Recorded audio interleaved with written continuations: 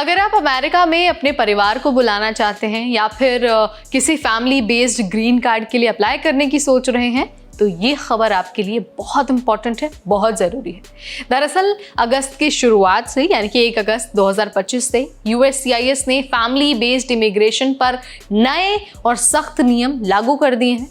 अब हर family visa petition की गहराई से जांच होगी और अगर रिश्तों में कोई भी झोल पाया गया, कुछ भी गड़बड़ अगर ऑफिसर्स को मिलती है तो वीज़ा रिजेक्ट ही नहीं होगा बल्कि डिपोर्टेशन तक की कार्रवाई हो सकती है।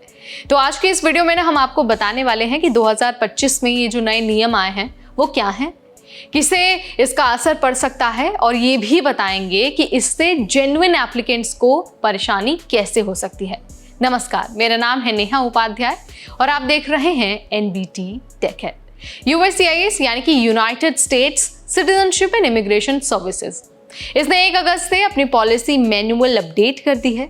इस अपडेट का मकसद है फर्जी रिश्तों के जरिए ग्रीन कार्ड लेने वालों को रोकना। USCIS ने साफ साफ ये कह दिया है कि झूठे या फिर बेबुनियाद पारिवारिक वीजा आवेदन अमेरिका की इमिग्रेशन सिस्टम पर लोगों का भरोसा कमजोर करते हैं।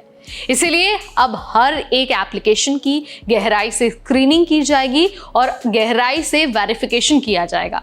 और ऐसा इसलिए किया जाएगा ताकि सिर्फ असली और जो वैलिड पारिवारिक रिश्ते हैं ना, उन्हीं को परमानेंट रेजिडेंसी यानी कि ग्रीन कार्ड मिल सके।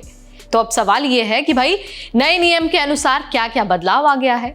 तो देखिए भाई, सबसे पहले तो एलिजिबिलिटी और डॉक्यूमेंटेशन में बड़ा बदलाव आया है। अब साफ बताया गया है कि कौन कौन अप्लाई कर सकता है और कौन कौन से डॉक्यूमेंट कंपलसरी होंगे। इसके अलावा मल्टीपल पिटीशन पर भी बदलाव हुआ है। अगर कोई एक व्यक्ति अलग अलग रिश्तेदारों के लिए एक से ज्यादा एप्लीकेशन फॉर्म भरता है या फिर कोई पुराना या फिर लंबित केस है तो USCIS अब उन सबको एक साथ देखकर निर्णय लेगा। इसके अलावा ओवरसीज फाइलिंग की भी बात हुई है, यानी जो अमेरिकी नागरिक विदेश में रहते हैं, खासकर सैनिक या फिर सरकारी जो कर्मचारी हैं, उनके कुछ मामलों में वो लोग वहीं से पिटीशन दायर कर सकते हैं।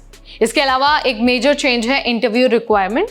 अब ज्यादातर मामलों में इन पर्सन इंटरव्यू कंपलसरी होने वाला है, जहां पर पिटिशनर और बेनिफिशियरी दोनों को बुलाया जा सकता है और दोनों को इंटरव्यू में बैठाया जा सकता है। इसके अलावा सबसे अहम बात यह भी है कि अगर पिटिशन मंजूर हो भी गया तो इसका मतलब ये नहीं है कि आप अमेरिका में कानूनी रूप से रह सकते हैं।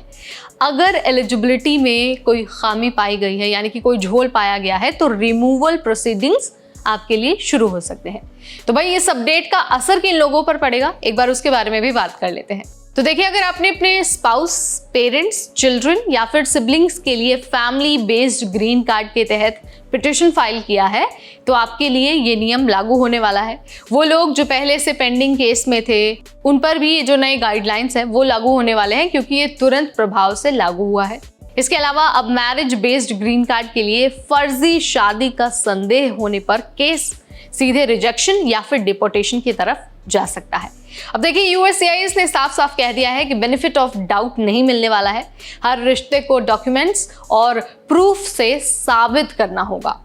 तो भाई USCIS का इन सारे बदलावों पर कहना है कि सिर्फ वीज़ा फ्रॉड रोकने के लिए नहीं बल्कि अमेरिका की नेशनल सिक्योरिटी को सुरक्षित रखने के लिए भी ये चेंजेस बहुत ज़रूरी हैं।